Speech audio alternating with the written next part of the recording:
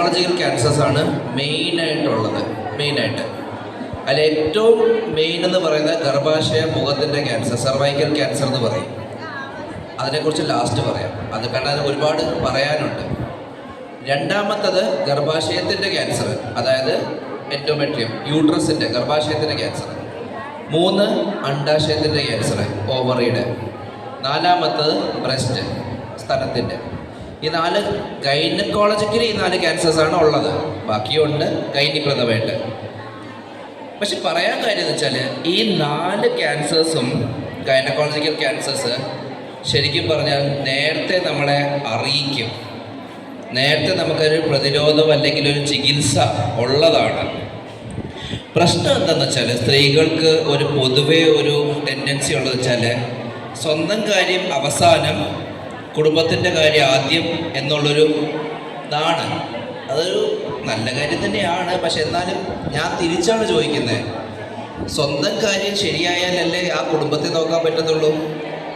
അവസാനം വരെ കാത്തിരുന്നിട്ട് അവസാനം ഹോസ്പിറ്റലിൽ പോകുന്നതിനേക്കാളും നല്ലത് ആദ്യം തന്നെ ശരിയാക്കി കഴിഞ്ഞാൽ പിന്നെ കുടുംബത്തിനെയും അല്ലെങ്കിൽ എന്താണെന്ന് വെച്ചാൽ നിങ്ങൾ ഉദ്ദേശിക്കുന്ന കാര്യങ്ങൾ കുറച്ചുകൂടെ നന്നായിട്ട് ചെയ്യാൻ പറ്റില്ലേ.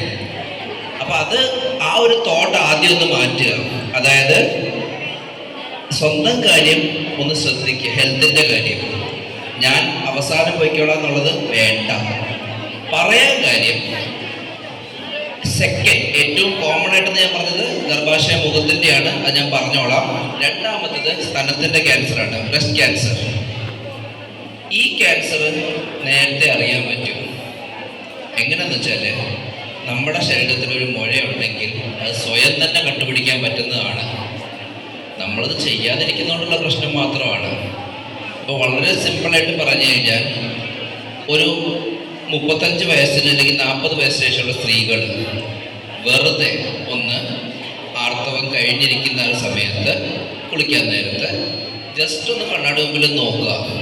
2 സ്ഥലങ്ങളും ഒരുപോലെയല്ല, ആദ്യത്തെ കാര്യം. അതിനുശേഷം ഒരു കൈ ഒന്ന് പൊക്കി പിടിച്ചിട്ട് മറ്റേ കൈ കൊണ്ട് സ്ഥലങ്ങൾ ജസ്റ്റ് ഒന്ന് നോക്കുക. പിടിച്ചു നോക്കരുത്. പിടിച്ചു നോക്കിയാൽ മുഴകളുണ്ടാവും. ഈ ഭാഗം വെച്ചാണ് നോക്കേണ്ടത്. ഈ വെച്ച് ജസ്റ്റ് ഒന്ന് തടവി നോക്കിക്കഴിഞ്ഞാൽ എന്തെങ്കിലും അത്രേ പറയുന്നുള്ളൂ. മനസ്സിലായില്ലേ? അത്രേ പറയുന്നുള്ളൂ. ഇതൊന്ന് ചെയ്തേക്കാം. ഒരുപാട് നേരത്തെ കണ്ടുപിടിക്കാൻ പറ്റും. പ്രത്യേകിച്ച് വീട്ടിൽ അണ്ഡാശയത്തിൻ്റെ ക്യാൻസറോ അല്ലെങ്കിൽ സ്തനത്തിൻ്റെ ക്യാൻസറോ ആർക്കെങ്കിലും ഉണ്ടെങ്കിൽ, കുടുംബത്തിൽ ബന്ധത്തിലുണ്ടെങ്കിൽ എന്തായാലും അത് ചെയ്തിരിക്കണം. ചെക്കപ്പ് ചെയ്തിരിക്കണം. അല്ലാത്തവർ ചെയ്യണം, പക്ഷെ ചെയ്തിരിക്കണം. അപ്പോൾ ഒരു ക്യാൻസർ നമുക്ക് തടയാൻ കഴിയും. പുള്ളി തീർന്ന ഒരാൾക്ക് ബ്ലീഡിങ് കാണുമോ അല്ലെങ്കിൽ അമിതമായ ബ്ലീഡിങ് ഉണ്ടാവുകയോ ചെയ്ത് കഴിഞ്ഞാൽ ഒന്ന് ചെക്കപ്പ് ചെയ്തേക്കുക. ഇത്രയേ ഉള്ളൂ. എൻ്റെ മാസക്കുള്ളി തീരാറായിരിക്കുന്നത് കൊണ്ടാണ് ഇങ്ങനെ സംഭവിക്കുന്നത് എന്ന് വിചാരിക്കാതിരിക്കുക. ഇത് നോർമൽ അല്ലേ എന്ന് ചിന്തിക്കാതിരിക്കുക. നോർമൽ ആണെന്ന് ഞങ്ങൾ പറയാം, അതുവരെ സ്വന്തമായിട്ട് അത് തീരുമാനിക്കാതിരിക്കുക.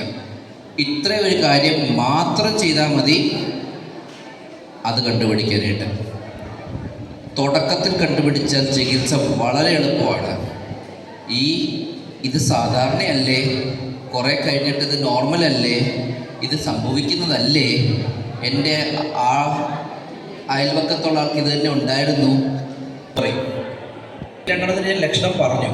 ഇതിനങ്ങോട്ട് ലക്ഷണമില്ല, എന്നാലും ഒരു വയറിന് അസ്വസ്ഥത അല്ലെങ്കിൽ വയറ് വല്ലാണ്ട് വീർക്കുന്നു, അങ്ങനെയൊക്കെയുള്ള വേഗമായിട്ടുള്ള ഭയങ്കര ക്ലിയർ അല്ലാത്തതാണെങ്കിൽ പോലും ഇത് ഗ്യാസാണ് അല്ലെങ്കിൽ വേറെ എന്തെങ്കിലും ആണെന്ന് പറഞ്ഞിരിക്കാതെ ഒന്ന് ചെക്കപ്പ് ചെയ്തോളൂ. ചിലപ്പം തുടക്കമായിരിക്കാം, തുടക്കത്തിൽ ട്രീറ്റ്മെൻറ്റും ഉണ്ട്, അവസാനമാണ് ട്രീറ്റ്മെൻറ്റ് ഇല്ലാതിരിക്കുക. 3 കുറിച്ച് ആദ്യം പറഞ്ഞു കഴിഞ്ഞു. ഇനിയാണ് ഏറ്റവും മെയിൻ സാധനത്തിനെക്കുറിച്ച് പറയുന്നത്. ഗർഭാശയ മുഖ ക്യാൻസർ അല്ലെങ്കിൽ CA സെർവിക്സ് എന്ന് പറയും, സെർവിക്സിൻ്റെ ക്യാൻസർ. ഇത് ശരിക്കും പറഞ്ഞാൽ ഈ ലോകത്തേ ഉണ്ടാവാൻ പാടില്ലാത്തൊരു ക്യാൻസറാണ്. ഇതിന് പ്രതിരോധമുണ്ട്. പക്ഷേ സങ്കടം എന്ന് പറയട്ടെ, ലോകത്തിൽ തന്നെ എല്ലാ 2 മിനിറ്റിലും ഒരു സ്ത്രീ മരിക്കുന്നത് ഈ ക്യാൻസർ കാരണമാണ്. ഇന്ത്യയിൽ എല്ലാ മണിക്കൂറിലും 9 പേര് വെച്ച് മരിക്കുന്നുണ്ട്. ഇന്നത്തെ കാര്യമല്ല പറഞ്ഞത്, കുറച്ചുകൂടെ അവബോധനം കുറച്ച് കൂടുതലുണ്ട്. പക്ഷെ എന്നാലും ഒരു 4-5 കൊല്ലം മുമ്പത്തെ കാര്യം ഇനി പറയുന്നത്. ഇപ്പോൾ ആളുകൾ പിന്നെയും കുറച്ച് ഞങ്ങൾ ഈ ക്ലാസ്സുകളൊക്കെ എടുത്ത് കുറച്ചുകൂടെ അവബോധം വന്നതുകൊണ്ട് കുറച്ച് ബെറ്റർ ആയിട്ടുണ്ട്. പക്ഷെ എന്നിരുന്നാലും 1 മണിക്കൂറിൽ 9 പേര് മരിക്കുന്നുണ്ട് ഈ ക്യാൻസർ കൊണ്ട്. അത്ര കൂടുതലാണിത്. എന്നാൽ ഒരാൾക്ക് പോലും പാടില്ലാത്ത സാധനമാണിത്. അതെന്ത് കാരണം എന്ന് വെച്ചാൽ ഇതൊരു വൈറസ് കൊണ്ടുണ്ടാവുന്നതാണ്. വൈറസ് അല്ലാണ്ട് വേറെ ഒന്നുമല്ല. ബാക്കി ക്യാൻസറുകൾ നമുക്ക് ജെനറ്റിക്സ് ആണ്, അതാണ് ഇതാണെന്നൊക്കെ പറയാം. പക്ഷെ ഇതൊരു വൈറസ് കൊണ്ടാണ്. എന്നുവെച്ചാൽ രോഗാണു കൊണ്ടുണ്ടാവുന്നൊരു സാധനം നമുക്ക് എന്തായാലും തടയാൻ പറ്റും. അതുകൊണ്ട് തന്നെ ലോകാരോഗ്യ സംഘടന ഇതിനെ നിർമ്മാർജ്ജനം ചെയ്യാൻ, ലോകത്തിൽ നിന്നേ ഇല്ലാണ്ടാക്കാനായിട്ട് ഒരു പ്ലാൻ കൊണ്ടുവന്നിട്ടുണ്ട്. അതായത് 90-70-90 എന്ന് പറയും. 3 സ്റ്റെപ്പിൽ നമുക്കിത് ഇല്ലാണ്ടാക്കാം. 3 സ്റ്റെപ്പിൽ ഇല്ലാണ്ടാക്കുന്നത് എങ്ങനെയാണെന്ന് വെച്ചാൽ, 1 ഇഞ്ചക്ഷൻ, കുത്തിവെപ്പ്, 2 checkup and last treatment. Okay, കുത്തിവെപ്പിനെ കുറിച്ച് ലാസ്റ്റ് പറയാം. ആദ്യം ചെക്കപ്പിനെ കുറിച്ച് പറയാം. എല്ലാ സ്ത്രീകളും 35 വയസ്സിന് ശേഷം 1 തവണയെങ്കിലും 1 ചെക്കപ്പ് ചെയ്യണമെന്നാണ് പറയുന്നത്.